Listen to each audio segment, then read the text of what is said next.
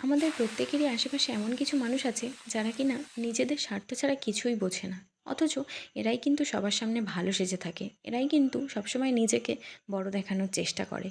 কিন্তু ওই যে কথায় আছে, সত্যিটা কোনোদিনও চাপা থাকে না। তুমি মুখে যাই হও না কেন, তোমার মনের ভিতরে যা আসে সেটা কিন্তু একদিন সামনে চলে আসেই। আমার মতে নিজের মতন করে বাঁচা বা থাকাটা কোনো অপরাধ নয়। তুমি অন্যের ক্ষতি না চেয়ে নিজের মতন করে থাকতেই পারো। আমি বরাবরই নিজের মতন করে থাকতেই খুব ভালোবাসি। অন্যের কার কী হলো তাতে আমার কোনো যায় আসে না কোনো দিনই। কে আমাকে নিয়ে কী ভাবলো তাতেও আমার কোনো যায় আসে না। আমি মনে যা মুখেও তাই হওয়ারই চেষ্টা করি। তাতে মানুষ যদি আমাকে পছন্দ করলে করলো, না করলে না করলো। কারো পছন্দ করার অপেক্ষায় তো আমি বসে থাকবো না।